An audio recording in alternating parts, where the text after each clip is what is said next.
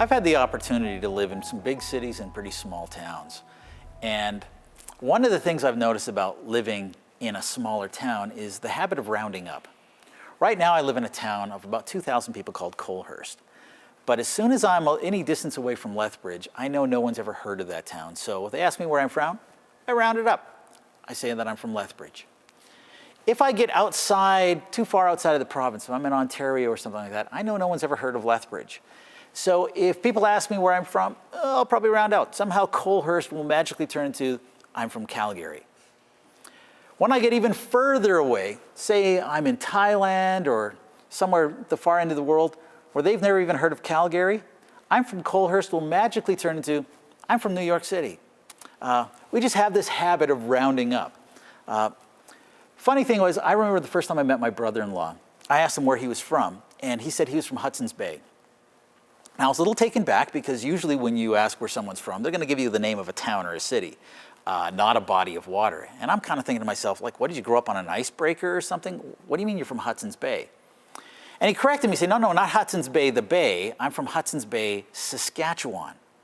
And I felt like, there's a bay called Hudson's Bay in Saskatchewan? He said, oh yeah, there's no bay or lake or any body of water there at all. But there is a town called Hudson's Bay. And I said, well, where's that near? I mean, I graduated from high school in Saskatchewan. I'm familiar with the province, but I've never heard of that town. What's the next biggest town? And he said, Hudson's Bay is the next biggest town. I'm not actually from Hudson's Bay. So where are you from? He says, I'm from Irwood. I said, Irwood? Well, what's life like in Irwood? And he says, well, okay, I'm still rounding up. I said, where are you actually from? He said, I'm from Smoking Tent Creek, Saskatchewan. Now, my brother-in-law comes from the sticks, that even after he's rounded up twice, I still have no idea where he's from. But as bad as that might be, I know of somebody who's worse. I know of an old-timer who worked as a ranch hand, and he lived way, way, way out in the sticks. And I can kind of show you where on a map, but it doesn't have a name. Now, say what you will about Smoking Tent Creek, Saskatchewan, but at least there's a sign on the road. And you can find it on a map. But this guy, it was out in the sticks, and he was just taking care of livestock.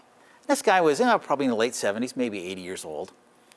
And you might think, well, you know what? That's a cool way to retire. Maybe, he had some sort of romantic spirit of adventure and wanted to live out there.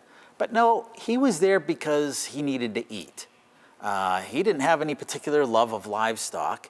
He wasn't eligible for any kind of old age security or anything like that. And yeah, he might have been able to go to town, but there was an outstanding warrant for his arrest. So he was really more of a fugitive than anything else. Now, I don't know what kind of plans he had for his life when he was young, but I'm sure being a fugitive living in the middle of nowhere where maybe 5 people on earth knew your name wasn't it. He was a complete and utter nobody. Now, I don't know about you, but a lot of us have sometimes felt like nobodies, that we're nothing, we're insignificant, our life just hasn't amounted to much. We haven't had much impact in the world around us, and a lot of the dreams we've had for our lives just haven't come about. And you hit that point when you're in your late 70s, and that can be pretty hard. Well, for this guy, it was a little bit worse than that because he was a special kind of nobody. He was a has-been. See, back in the day, he used to have money. He used to be rich. He lived in the big city. And he wasn't, I own a Toyota dealership kind of rich. It was, I own Toyota kind of rich. He personally knew the prime minister. He personally knew the queen. This guy spent most of his life with the movers and the shakers of the world. The most influential people are the people that he knew.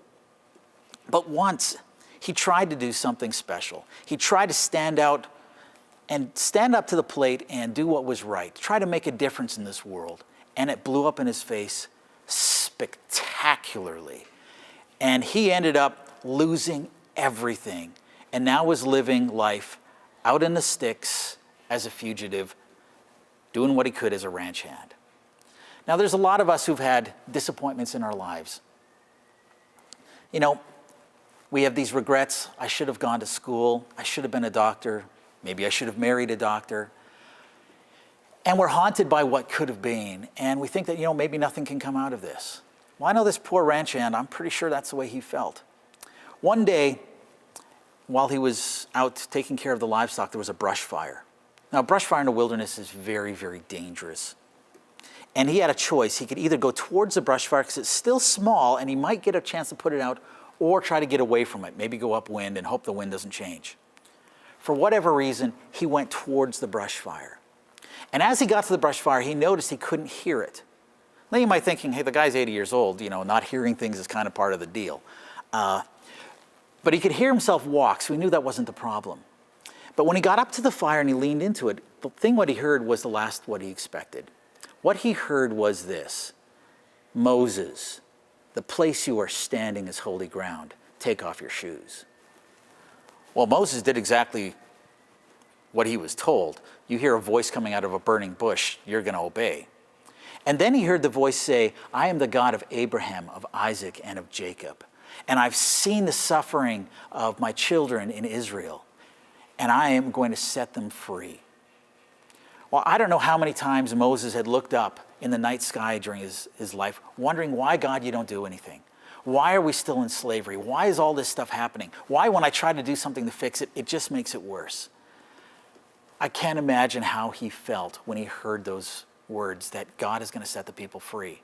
But then those words got worse. Those words turned into, and I'm sending you to Pharaoh to do this. Well, Moses said, who am I? I'm a nobody. I'm a has-been. I can't speak. Nobody's going to listen to me. No one has ever listened to me. I can't accomplish this. And one of the funny things we see here is that God, evidently not watching enough Oprah, God doesn't launch in and do what we would do. We would say, no, you got to trust in yourself, Moses. You got to believe in yourself. You're a good guy. You're a good speaker. God doesn't do this at all. God says instead, go, for I will be with you. See, nowhere in this book does God tell us that we're supposed to put our trust in ourselves, our confidence in ourselves, to depend on our abilities. Instead, he tells us to put our trust in him. 23rd Psalm says, yea, though I walk through the valley of the shadow of death, I will fear no evil. Why? It's not because I'm trusting in my own abilities. I will fear no evil, for thou art with me. Thy rod and thy staff will comfort me. I don't know what's going on in your life, or how much potential you think you do or do not have, or how many opportunities you think you might have missed in your life.